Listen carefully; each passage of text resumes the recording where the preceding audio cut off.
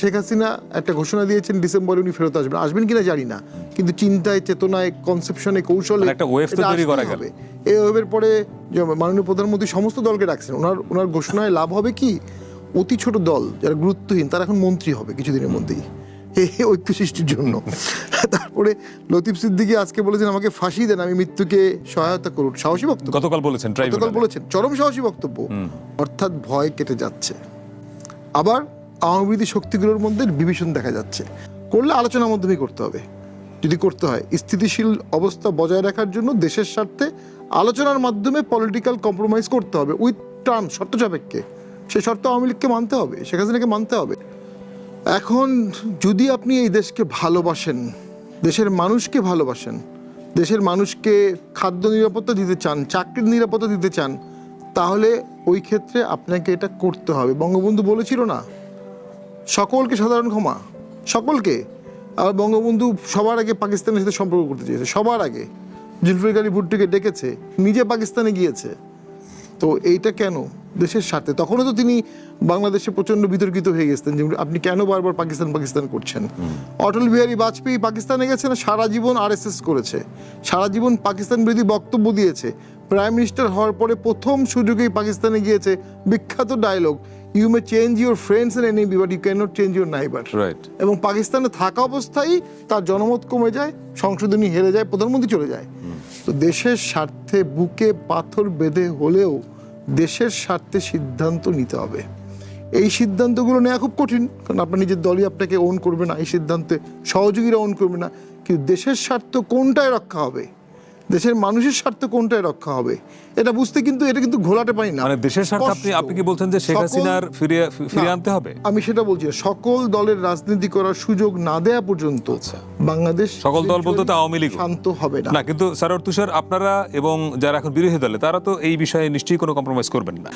প্রশ্নটা অন্য জায়গায়, যে জুলাই অভ্যুত্থানের পরে আমরা দেখলাম রাজনীতিতে ভাষার একটা অবক্ষয় হয়েছে। স্লোগানে বলেন, বক্তৃতায় বলেন, আগে কিন্তু এত স্ল্যাং ওপেনলি বলতো না। আমরা ব্যক্তিগত পরিসরেও কিন্তু চ ছ স দিয়ে যেসব শব্দ, খারাপ শব্দ আমরা কিন্তু বলতাম না। এখন নেতারা যারা আইকনিক ফিগার আমাদের, তাদের অনেকে এমন সব শব্দ বলেন খুব মামুলি ব্যাপারে পরিণত হয়ে গেছে। মানে অভ্যুত্থানের পরে এই অবক্ষয়টা হলো কেন? মানে এটা কি স্টাইল, বা এটা কি মনে করা হয় এরকম যে প্রতিবাদের ভাষা এরকম হওয়া দরকার? মানে এইসব খারাপ শব্দ ছাড়া প্রতিবাদ করা যায় না? অবশ্যই যায়, কিন্তু আমাদের তরুণরা একটু মনে হয় খোলামেলা এরকম কথাবার্তা বলে, গালি দেয়। যে বঙ্গবন্ধু মানে বাড়ি ভাঙার সময় একজন নারী নেত্রী বললেন ডাকসুর, this is not fucking legitimate, খুব সুন্দর উচ্চারণে বললেন। আমরা এটা অবাক হলাম, কি ব্যাপার, ঢাকা ভার্সিটির একজন ছাত্রী ডাকসুর নেত্রী এইভাবে একটা কথা বললো। আবার তার শিক্ষিকা জাস্টিফাই করলো যে এই যুগের ছেলেরা এইভাবেই কথা বলে, ছেলেমেয়েরা।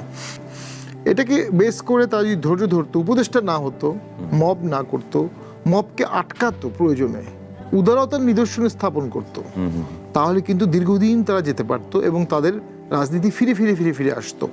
একবার এমপি হয়তো লাইফের সবকিছু না, মন্ত্রী হয়তো সবকিছু না, বরঞ্চ এমপি মন্ত্রী হওয়ার দায়টাই অনেক বেশি বাংলাদেশের কনটেক্সটে। আপনি এমপি হলেন, মন্ত্রী হলেন, ব্যর্থ হলেন, এটার দায় অনেক, প্রচুর। আপনাকে দুর্নীতির অভিযোগ চলে আসবে যখন পট পরিবর্তন হবে, আপনি কোনো দোষ না করলেও আপনার জনগণ আপনাকে দোষী বলবে। তো ওগুলোর থেকেও আমার মনে হয় তাদের সেই সময় দেশ বাঁচানোর চিন্তা করা উচিত ছিল। তারা অনেক বেশি ভারত বিরোধিতা করেছে, এটাও এক কারণ, এখন ইনস্টিগেশন ছিল। অনেক বেশি তাদের মধ্যে একাংশ কথাবার্তায় পাকিস্তান প্রীতি ছিল, সেটা বাংলাদেশের সাধারণ মানুষ খুব একটা ভালো চোখে নেয়নি।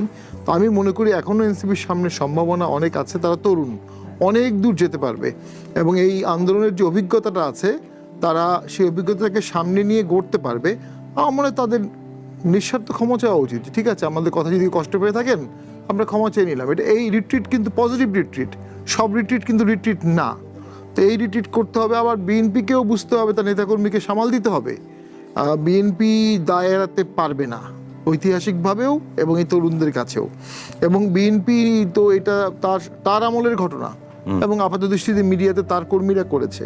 বিএনপির আরেকটা বড় ভুল হচ্ছে, আওয়ামী দোসর বা আওয়ামী গন্ধ আছে এরকম শিক্ষকদের তারা ডিসমিস করছে, এরকম পুলিশকে তারা ডিসমিস করছে, এরকম আমলাদের তাদের ডিসমিস করছে। আপনি ডিসমিস করছেন অতি অভিজ্ঞ লোকজন আর রিক্রুট করছেন কম অভিজ্ঞ লোকজন। আপনি যতই লয়াল হোক, অনভিজ্ঞ লোকের লয়ালটি ইজ এ বার্ডেন। আপনার তো 17 বছর বা আপনি 20 বছর ক্ষমতার বাইরে, আপনার এটা চেঞ্জ করতে সময় দিতে হবে। আপনি এত দ্রুত এত হাই অফিসিয়াল চেঞ্জ করে ফেলছেন, এই সরকার তো হয়ে গেছে আমি বলি গপ্রবশ, মানে গণপ্রজাতন্ত্রী বরখাস্ত সরকার। এই বরখাস্ত কারণে কি হচ্ছে, সরকার দুর্বল হয়ে যাচ্ছে। একটা উদাহরণ দিই, হ্যাঁ সেই সময়ের সরকারের সহযোগী হিসাবে অনেক পুলিশের চাকরি চলে গেছে, আবার ডিসি কোহিনুরকে কিন্তু ফেরত আনা হয়েছে। ডিসি কোহিনুরকে তো আপনারা তো জার্নালিজম করেছেন, আমাদের চোখের সামনে উনি মতিয়া চৌধুরী কাপড় খুলে ফেলেছেন আমাদের চোখের সামনে। তো তিনি বরখাস্ত ছিলেন, তাকে কিন্তু আবার এই সরকার ফিরিয়ে আনলো। একই অপরাধের জন্য আমার আমলের ঘটনার জন্য আমি পুরস্কৃত করছি, পুরোপুরি আসেনি মনে হয়, বাট তার প্রক্রিয়া চলছে। আর সেই একই ঘটনার জন্য আপনি অনেককে আবার শাস্তি দিয়ে দিলেন। সরকারি চাকরিজীবীর ওপর কখনো রাগ করতে নেই। আমরা যে রাজনীতি করেছি, কোনো ভোটে আমাকে প্রশাসন সহযোগিতা করেছে, কোনো ভোটে প্রশাসন আমাকে প্ল্যান করে হারিয়েছে, এদের ওপর রাগ করার কিছু নেই। সরকার যে কালারের হবে, প্রশাসন সেই কালারের হবে, এদেরকে ইউজ করতে হবে। এরা সরকারকে ইউজ করে, আপনি ওদেরকে ইউজ করে শক্তি বাড়াবেন। কিন্তু আপনি যখন তাদেরকে ঠেলে দেবেন, বাদ দেবেন, বরখাস্তের ভয় দেখাবেন, তখন কিন্তু সে আপনাকে সহযোগিতা করবে না। কোনো একটা পর্যায়ে আপনার কান্ট্রি ওয়াইজ একটা ম্যাসিভ প্রয়োজন হবে, আপনি দেখবেন ব্যুরোক্রেসির সুতো ছিঁড়ে গেছে মাঝখানে এবং তখন আর দেশের স্ট্রাকচার। বঙ্গবন্ধু 17 বছর জেলে ছিলেন, দুটো আন্দোলনে বঙ্গবন্ধু অংশগ্রহণ করেছে, ব্রিটিশ বিরোধী আন্দোলন, আবার পাকিস্তান বিরোধী আন্দোলন, 62, 66, 6 দফা, স্বায়ত্তশাসন, স্বাধীনতা। তো সেইটার সাথে কারো কারো কিছু মনে হতে পারে যে জুলাই ওনাদের মতো, ওনাদের কাছের, আমার কাছে কখনো জুলাই মুক্তিযুদ্ধের ধারে কাছেও মনে হয়নি। যে তরুণরা নেমেছিল তাদের সাথে আমি এরপরে 6-7 মাস 8 মাস পর্যন্ত আমরা কথাবার্তা বলতাম, তারা কিন্তু ট্রমাটাইজ ছিল জুলাইয়ের পরে। দীর্ঘদিন তাদের জীবনের, অনেকের জীবনে প্রথম আন্দোলন, অনেকের জীবনে প্রথম পুলিশের সাথে লাঠিচার্জ। কিন্তু সেই সময়ের সরকারের একটা অংশ বা কোনো একটি মানে শক্তি তাদেরকে পেটোয়া বাহিনী হিসাবে, মব, তাদের একাংশকে আমি বলবো পেটোয়া বাহিনী হিসাবে, মব হিসাবে, বেয়াদবতন্ত্র হিসাবে তৈরি করেছে। যে সাহসটা শেখ হাসিনার আমলের শেষের দিকে ক্লিক করেছিল, একই ধরনের অ্যাটিটিউড কিন্তু পরবর্তীতে ক্লিক করবে না, সে প্রেক্ষাপট নাই। এখন কিন্তু পরিস্থিতি তা না। এই যে এনসিপিকে অপদস্থ করা হলো, এটা যদি সেই সময় হতো বা 2 বছর আগে হতো, 1.5 বছর আগে হতো, সারা দেশের মানুষ তাদের সাথে নামতো। আজকে কিন্তু জনগণের মিশ্র প্রক্রিয়া এটা নিয়ে। এক গ্রুপ সহানুভূতিশীল, আরেক গ্রুপ বলছে ভালো হয়েছে, সবাইকে অপমান করছে, অপদস্থ করতে নিজেও অপদস্থ হচ্ছে। তো এইখানে আমার কাছে মনে হয়েছে এনসিপির সকলের ভালোবাসার পাত্র হওয়ার সুযোগ ছিল, আইসক্রিম বিক্রেতা হওয়ার সুযোগ ছিল, ইকোনমিক্সের ভাষায় বলে। সে সবাইকে খুশি করতে পারতো, সবাইকে হ্যাপি রাখতে পারতো, সবার সম্মান আদায় করতে পারতো, স্নেহ আদায় করতে পারতো।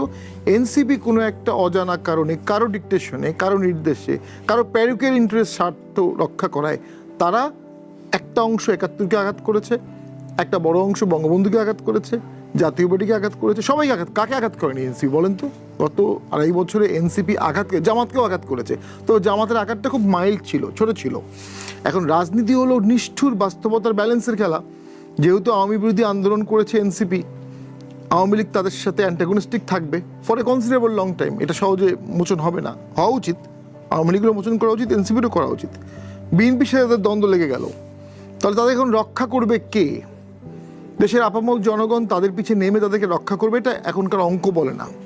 সো তাদেরকে হয় জামাতের টোটাল পকেটে চলে যেতে হবে বা পকেটেই আছে, তখন কিন্তু এনসিপির যে স্বাতন্ত্র অবস্থানটা এটা সম্পূর্ণ নষ্ট হয়ে যাবে। আমি মানে আমার লিমিটেড আন্ডারস্ট্যান্ডিং, কৌশলগত কারণে এনসিপির এত বেশি শত্রু তৈরি করা ঠিক হয়নি। একই সাথে আপনি আওয়ামী লীগ বিএনপি দুটো এনিমি হ্যান্ডেল করতে পারবেন না। অথবা হতে পারে এনসিপি ভেবেছিল যে প্রথাগত রাজনীতির বাইরে, সকলের বাইরে একটা ধাক্কা দিলে হয়তো বা জনগণ তাদের পিছিয়ে লাগবে। দেখুন, যে জনগণ চে গুয়েভারা এবং ফিডেল কাস্ট্রোর জন্য কিউবাতে নেমেছিল, আবার সেই জনগণ কিন্তু বলিভিয়াতে চে গুয়েভারার আহ্বানে নামেনি। হ্যাঁ, তো এটা হচ্ছে কি বাস্তবতা, সবসময় আপনার জন্য নামে। কারণ এখন অলরেডি ইলেক্টেড গভর্নমেন্ট আসছে, এই সরকারটা 17 বছর নির্যাতিত ছিল, জনগণ তাদেরকে একটু সময় দিবে, সুযোগ দিবে। এখন তাদেরকে ডিস্টার্ব করলে এটা আবার জনগণ ভালো চোখে নেবে না। আর বাংলাদেশের জনগণ কখনোই অহমিকা, গালিগালাজ, খারাপ ভাষা এগুলোকে ভালো চোখে দেখেনি।